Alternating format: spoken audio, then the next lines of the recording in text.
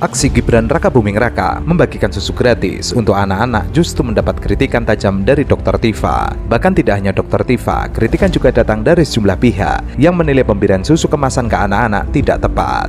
Sebab menurut Dr. Tifa, susu kemasan yang diberikan Gibran mengandung gula yang tinggi, sehingga justru tidak baik untuk kesehatan anak-anak. Melalui cuitannya di Twitter, Dr. Tifa menerangkan bahwa susu UHT yang diberikan Gibran mengandung gula pada takaran 9.000 hingga 12.000 mg.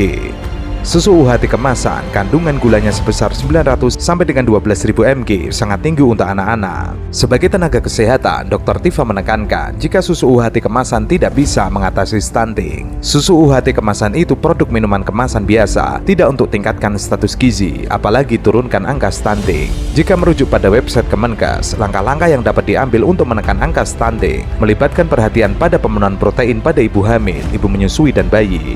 Pangan hewani dianggap memiliki kandungan zat gizi yang lengkap, khususnya protein hewani dan vitamin yang sangat penting untuk mendukung pertumbuhan dan perkembangan anak. Dalam konteks tersebut, Dr. Tifa memberikan peringatan kepada Gibran untuk menghindari tindakan konyol selama masa kampanye. Menanggapi kritikan tersebut, Gibran Rakabuming Raka mengatakan susu yang ia bagikan di berbagai kesempatan tidak diperuntukkan bagi bayi yang masih minum ASI. Keterangan tersebut ia sampaikan menyusul munculnya kritikan bahwa susu yang ia bagikan memiliki kadar gula yang tinggi. Itu kan khusus yang sudah tidak ASI lagi. Menangani stunting itu tidak pada usia sekolah. Menangani stunting itu sebelum ibu hamil. Ingat-ingat nih, sebelum ibu hamil. Jadi kesehatan calon ibu itu sudah harus dipikirkan. Calon ibu nih, baru calon ibu. Dan calon ibu itu membutuhkan itu tadi. Apa tadi yang disebutkan? Satu adalah zat besi, dibutuhkan sekali. Zat besi. Zat besi dapatnya dari mana? Ya, dari daging, dari makanan. Kemudian yang kedua adalah yodium. Kita tahu yodium. Yang ketiga asam folat. Asam folat itu didapatnya dari tanaman, bukan di bengkel. Nggak ada asam folat itu. Bukan asam sulfat berarti ya? Asam folat. Asam folat. Itu diberikan lewat apa? Pemberian kepada ibu hamil. Lalu dipastikan, kami membuat di Jakarta. Saya lihat nama programnya, kita membuat nama programnya itu pada waktu itu ketika kami bertugas di Jakarta, beliau memimpin sebuah program namanya Bagimu. Bagimu itu yang menurut kami di PKK di Jakarta, apa itu? Bahagiakan anak, beri gizi yang cukup, dan satu lagi adalah stimulasi anak. Jadi stunting itu tidak cukup hanya dengan gizi, berikan kebahagiaan, berikan gizi, berikan stimulasi. Dari situ baru anak itu akan tumbuh dengan baik. Nah, itu yang kita ingin kerjakan. Caranya apa? Paling depan PKK. PKK itu ada dasawisma. Lalu 10 keluarga ini dipantau, dan mereka yang mengadakan program pemberian gizi untuk ibu hamil, pemberian gizi untuk anak usia dini, dan stimulasi yang tepat untuk anak usia dini. Ini tidak bisa dikerjakan oleh aparat pemerintah.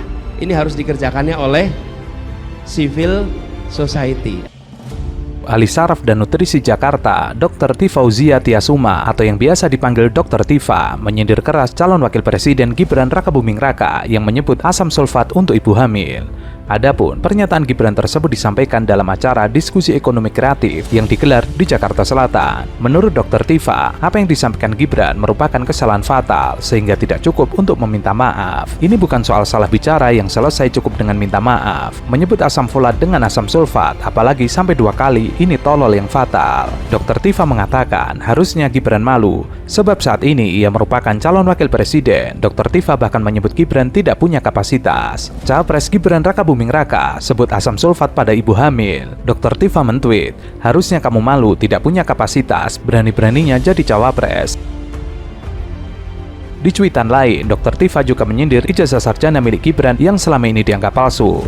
Kualitas sarjana kursus terlihat dari bagaimana ia berpikir asam folat sama dengan asam sulfat. Dikira perut ibu hamil karatan kali, makanya dikasih asam sulfat.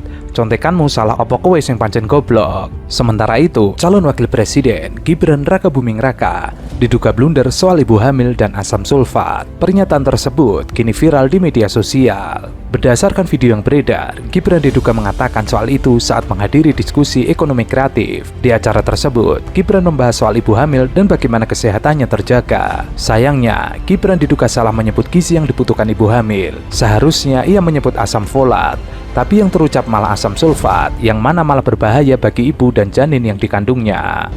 Kemarin kita diketawain kok bikin program makan siang gratis di sekolah dan susu gratis, itu padahal penting banget loh. Kita kalau pengen menuju Indonesia emas, otomatis kita harus nyiapin generasi emasnya. Anak-anaknya nggak boleh ada yang stunting. Kalau di Jakarta mungkin nggak ada yang stunting. Coba kalian ke Jawa, ke Solo, ke Jawa Tengah, Jawa Timur, stuntingnya lumayan. Kalau Jakarta mungkin ada, tapi nggak separah yang ada di Jawa. Ya, makanya kita bikin program makan siang gratis. Waktu deklarasi kemarin kami perkenalkan namanya Kartu Indonesia Sehat untuk ibu dan anak. Soalnya dari usia remaja yang cewek-cewek ini harusnya dicek untuk punya anemia apa enggak. Lalu ketika hamil harus dicek dia misalnya asam sulfat, yodiumnya terpenuhi enggak. Ketika anaknya lahir sampai 2 tahun, ASI-nya terpenuhi enggak. Berat badannya, tinggi badannya oke enggak. Lalu nanti setelahnya kita harus kawal terus sampai nanti dia besar, sampai 2045 nanti benar-benar jadi individu yang produktif untuk kemajuan bangsa.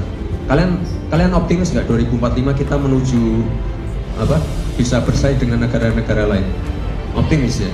Gibran mengatakan, lalu ketika hamil harus dicek, misalnya asam sulfat, yodiumnya terpenuhi tidak. Ketika anaknya lahir sampai 2 tahun ASI-nya terpenuhi apa tidak. Asam sulfat sendiri dapat ditemukan pada aki motor, baterai, sebagian produk deterjen, pupuk, dan pembersih kamar mandi. Zat kimia tersebut amat berbahaya bagi tubuh. Salah satunya bisa menimbulkan iritasi yang parah. Jika tertelan, bahan kimia itu bisa membakar mulut dan tenggorokan, merusak lambung, dan bahkan menyebabkan kematian. Mas, kemarin lagi disorot nih Mas di media sosial gara-gara Mas Gibran salah sebut asam sulfat untuk ibu hamil. Ini jadi sorotan. Apa sih kemarin saya nyebutnya? Asam sulfat dan yodium Mas. Salah ya? Itu salah Mas. Itu kan jadi sorotan itu Mas. Oh, oke. Ya mohon maaf, mohon dikoreksi ya. Harusnya apa tuh Mas kalau bukan asam sulfat? Di sananya apa? Asam folat. Kemarin saya nyebutnya apa? Asam sulfat. Asam folat. Ini jadi sorotan ini. Sorry ya, maaf, mohon dikoreksi. Tapi ini jadi kayak itu Mas, pesimis masyarakat karena Mas Gibran salah sebut dengan kemampuan. Biar warga yang menilai ya. Mas, soal susu UHT ini kan juga mendapat sorotan juga Mas. Soal susu UHT katanya untuk stunting ini ternyata di susu UHT ini banyak kandungan gula. Untuk yang 2 tahun ke atas kemarin kan sudah saya sampaikan tetap fokus ke ASI, NPASI gitu. Kalau 2 tahun ke bawah kan otomatis harus ASI. Sementara itu, asam folat yang sepertinya ingin disebut Gibran memang diperlukan ibu hamil. Asam folat diperlukan dalam membantu pembentukan sel-sel dan sistem organ pada janin, seperti otak, sumsum tulang belakang, pembentukan sel darah merah, serta menjaga daya tubuh. Sementara terkait susu gratis yang dibagikan oleh Gibran, di acara kampanyenya mendapatkan kritikan dari para dokter. Pertama, kritikan tersebut karena wali kota dianggap sudah melanggar aturan tentang larangan kampanye di CFD, akan tetapi kepada wartawan Gibran mengaku tidak kampanye. Namun, diskusi yang tidak kalah menarik adalah soal keputusan Gibran membagikan susu UHT. Saat ditanya mengapa memilih susu daripada makanan bergizi lainnya, Gibran mengatakan hal itu sesuai dengan visi misi Prabowo Gibran. Itu karena salah satu programnya ada makan siang gratis dan susu gratis.